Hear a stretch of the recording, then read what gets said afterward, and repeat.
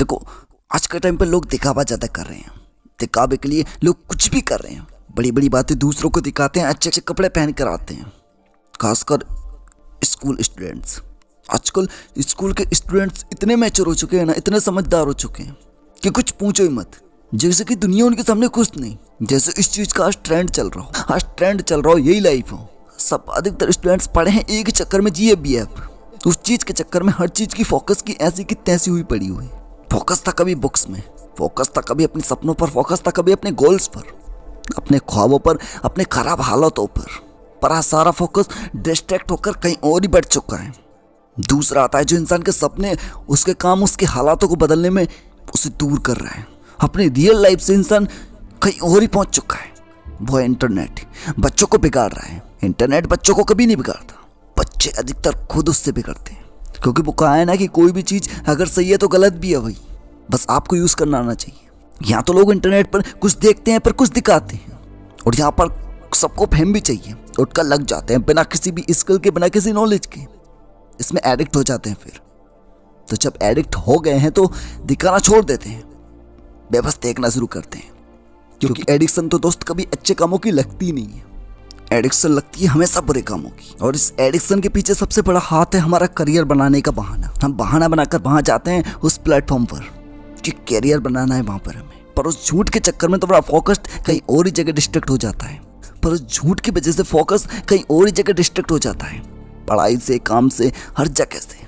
अधिकतर लोग, अधिकतर स्टूडेंट्स, अधिकतर बच्चे, 90% पीपल, आई मीन 90% स्टूडेंट्स अपने पेरेंट्स की मनी को वेस्ट कर रहे हैं अच्छी अच्छी चीज़ों में। उम्र इतनी नहीं फिर भी बाइक से अप डाउन करना है, कपड़ों की कोई ज़रूरत नहीं फिर भी लेना है, बहुत चाहिए जबकि मोबाइल में घड़ी है। दुनिया की हर चीज़ चाहिए दिखावे के लिए। पढ़ाई में साला कुछ नहीं बदला आज तक, सब वही नॉर्मल है। पर दिखावा करने के लिए ऐसे चलते हैं कि हम ही मानो जीनियस साइंटिस्ट हैं, और हम जैसों को उन्हें देखकर लगता है कि साला हमने भी तो पढ़ाई की है यार, हमने क्या घंटों काढ़ा उस टाइम पर, क्या हमने पढ़ाई नहीं की। ये कुछ अलग ही कर रहे हैं, ये कुछ अलग ही पढ़ रहे हैं। क्या जो हम पढ़ते थे वो इतना आसान था यार। लोग कितना दिखावा कर रहे हैं आज, हर चीज़ में, हर जगह। जिनको कुछ आता नहीं है ना, उनको अपना ज्ञान दिखाते हैं लोग, और जिनको कुछ आता है उनके सामने खड़े होने की औकात भी नहीं होती है, कभी चाहते नहीं उनके सामने। टाइम इज मैन थिंग इस दुनिया में।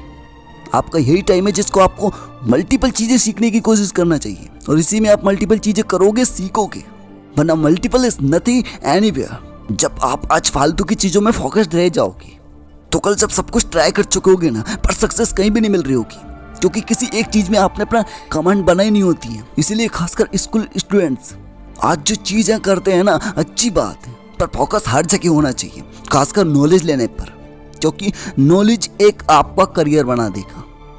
आप भले कुछ करना है मत करना, नॉलेज से आप कहीं भी कुछ भी कर सकते हो, जिससे कि आपकी एक इनकम जनरेट होगी, और income is everything in life. उसी के पीछे तो सब भाग रहे हैं ना, मनी, पैसा। पर लोग आज उस चीज़ के पीछे भाग रहे हैं जो टाइम खाने के अलावा कुछ नहीं कर रही है। क्योंकि बर्बाद होने में इंसान को हमेशा मजा आता है, पर आबाद होने में दर्द सहना पड़ता है। तो मजा मत लो, दर्द सहो, क्योंकि आज का तुम्हारा दर्द कल की जिंदगी बना देगा। आज आपके हाथों में है, आप क्या चाहते हो करो सब कुछ। किसी भी चीज़ के लिए कोई मना नहीं करता है, मैं भी नहीं कर रहा हूँ। Everything you should do, but हर चीज़ का टाइम होता है यार, हर चीज़ में आपका फोकस होना चाहिए। ये नहीं कि आप इस चीज़ को छोड़कर बस उसी चीज़ को मेन समझ कर लग जाओ। गर्ल्स बॉयज़ के चक्कर में पड़ोगे तो कुछ नहीं मिलेगा। कुछ सालों बाद उस चीज़ से इंटरेस्ट निकल जाएगा, फिर याद आएगा मनी, तुम्हारा करियर, और उस टाइम साला इस वक्त को कोस रहे होगे और कुछ नहीं होगा। इसीलिए वक्त से पहले इस वक्त को समझ जाओ, क्योंकि वो कहते हैं ना कि वक्त तभी समझ में आता है जब वक्त गुजर चुका होता है। जब वो वक्त गुजर चुका होता है, तो जब आपको पहले ही उस चीज़ से कोई आपका मतलब पहले उस चीज़ को बता रहा है जो आपके साथ होने वाली है, सही या गलत, तो समझना आपके हाथ में होगा दोस्तों। अगर आप इस चीज़ को झूठ समझकर बैठ जाओ ना और करते रहो उसी चीज़ को, तो कल आपको पछताना पड़ेगा। और इस चीज़ को याद कर रहे होगे तुम कि सही कह रहा था वो बंदा, तो आप इस चीज़ को फेस करो, उससे पहले ही आप समझ जाओ।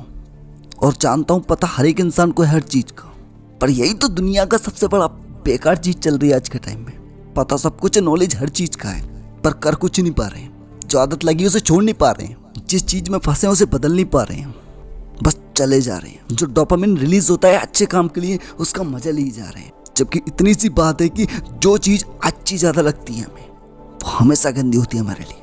वो उसी चीज़ को हम बार बार करना चाहते हैं, पर जो काम कठिन होता है वो अच्छा नहीं लगता हमें, उस काम को हम बार बार नहीं करना चाहते, क्योंकि उसमें दर्द होता है, पेन सहना पड़ता है। तो आप समझदार हो दोस्त, आपको समझना होगा आज यही एज है जिसमें आप भटकोगे, यही एज है जिसमें करियर बनाओगे, यही एज है जिसमें डोपामिन इन सब की उछल कूद होगी बहुत ज़्यादा मात्रा में।